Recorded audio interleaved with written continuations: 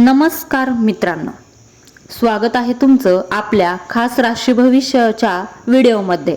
हा व्हिडिओ शेवटपर्यंत नक्की पहा, कारण आज आपण जाणून घेणार आहोत अधिक मासातील पवित्र पद्मिनी एकादशी तुळ राशीच्या लोकांसाठी किती लाभदायक ठरणार आहे।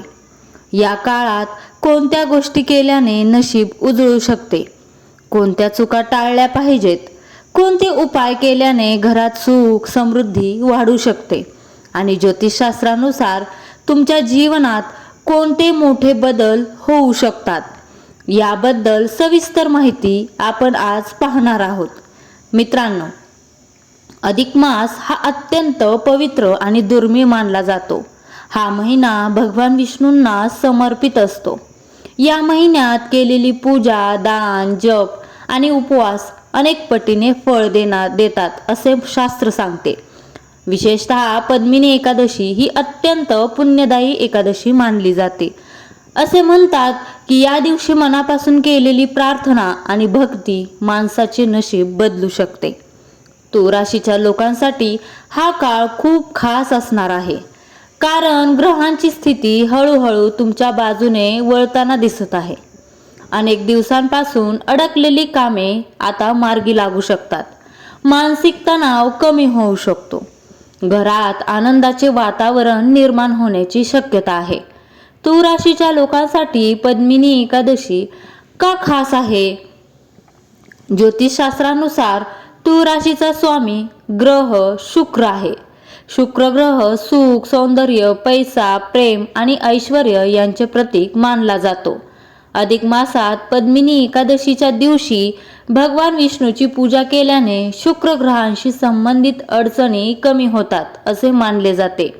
जर तुमच्या आयुष्यात आर्थिक समस्या चालू असतील, नोकरीत अडथळे येत असतील, वैवाहिक जीवनात तणाव असेल किंवा मन सतत अस्वस्थ राहत असेल, तर या काळात केलेली भक्ती तुमच्यासाठी लाभदायक ठरू शकते। या काळात तुळ राशीच्या लोकांनी सकाळी लवकर उठून भगवान विष्णूंचे नामस्मरण करावे। ओम नमो भगवते वासुदेवाय हा मंत्र मनापासून जपल्यास सकारात्मक ऊर्जा वाढू शकते। घरातील नकारात्मक वातावरण कमी होण्यास मदत मिळू शकते। अधिक मासाचे महत्त्व काय असते? मित्रांनो, अधिक मास हा साधारण महिना नसतो। हिंदू धर्मात या महिन्याला खूप मोठे आध्यात्मिक महत्त्व दिले गेले आहे। या महिन्यात केलेले पुण्यकर्म, जप, तप, दान आणि उपवास हे अनेक जन्मांचे पाप दूर करू शकतात असे मानले जाते।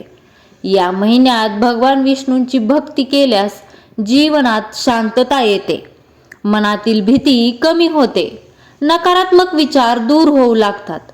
अनेक लोक या महिन्यात मंदिरात जाऊन सेवा करतात, गरिबांना अन्नदान करतात, गाईला चारा देतात आणि तुळशीची पूजा करतात। तुळ राशीच्या लोकांसाठी हा काळ आत्मविश्वास वाढवणारा ठरू शकतो। काही लोकांना नवीन कामाची संधी मिळू शकते, काहींना पैशाचे नवीन मार्ग दिसू शकतात, जुने वाद मिटण्याची शक्यता आहे। तुळशीचे महत्त्व आणि तुळ राशीसाठी फायदे। मित्रांनो, तुळशीला हिंदू धर्मात माता मानले जाते। भगवान विष्णूंना तुळस अत्यंत प्रिय आहे। पद्मिनी एकादशीच्या दिवशी तुळ राशी समोर दिवा लावून पूजा केल्यास घरात सकारात्मक ऊर्जा वाढते असे मानले जाते। तुळ राशीच्या लोकांनी या दिवशी तुळशीला पाणी अर्पण करावे, तुळशी समोर बसून विष्णू मंत्राचा जप करावा। यामुळे मन शांत राहण्यास मदत मिळते, घरातील भांडणे कमी होऊ शकतात, आर्थिक स्थितीत हळूहळू सुधारणा होण्याची शक्यता निर्माण होते।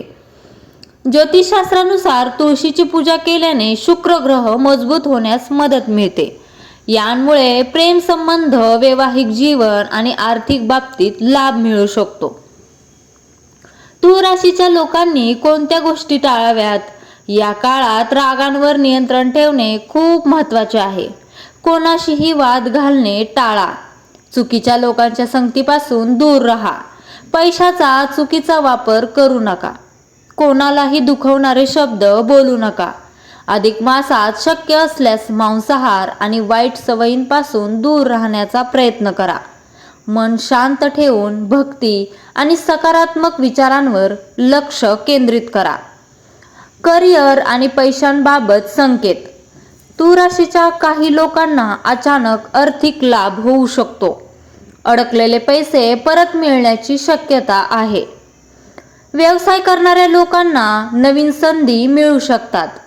नोकरी करणाऱ्या लोकांना वरिष्ठांकडून कौतुक मिळू शकते. मात्र खर्चांवर नियंत्रण ठेवणे आवश्यक आहे. गरजेपेक्षा जास्त खर्च टाळा. या काळात केलेली बचत भविष्यात उपयोगी पडू शकते. काय काळजी घ्यावी तूळ राशीच्या लोकांनी? चुकूनही या चुका करू नका. गुंतवणूक करताना सावध राहा. जरी काळ चांगला असला तरी कोणत्याही अनोळखी व्यक्तींच्या सांगण्यावरून मोठी रक्कम कुठेही गुंतवू नका. कागदपत्रे नीट तपासून घ्या. बोलण्यावर नियंत्रण. तूळ राशीच्या लोकांचे संवाद कौशल्य चांगले असते, पण अतिउत्साहात कोणालाही असे वचन देऊ नका जे तुम्ही पूर्ण करू शकणार नाही. आळस सोडा. नशिबाची साथ मिळत आहे याचा अर्थ असा नाही की तुम्ही मेहनत करणे सोडले पाहिजे. आळस बाजूला ठेवून कामाला लागा. कौटुंबिक जीवन. घरातील वातावरण हळूहळू शांत होऊ शकते.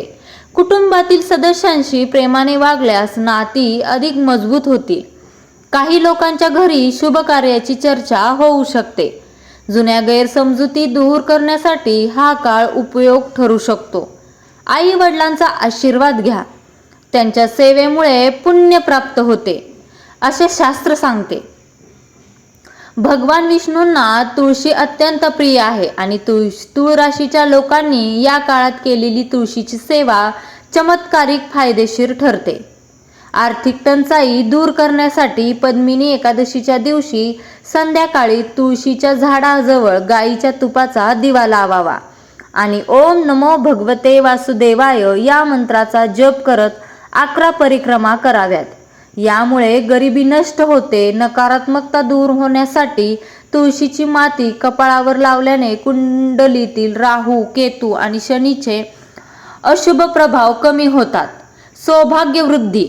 तूळ राशीच्या महिलांनी तुळशीला हळद कुंकू आणि लाल वस्त्र अर्पण केल्यास अखंड सौभाग्य लाभते. विशेष उपाय. पद्मिनी एकादशीच्या दिवशी पिवळ्या फुलांनी भगवान विष्णूंची पूजा करा. गरिबांना अन्नदान करा. तुळशीसमोर तुपाचा दिवा लावावा.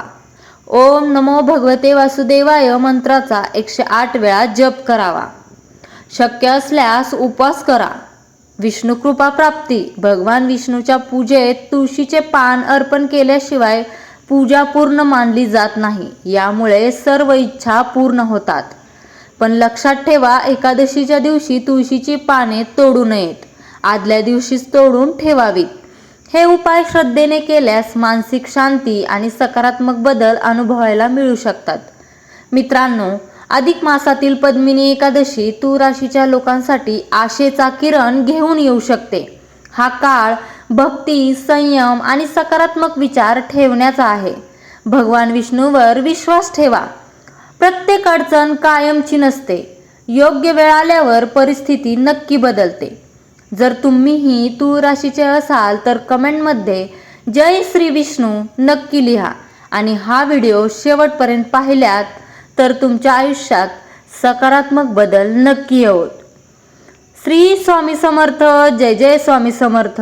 धन्यवाद.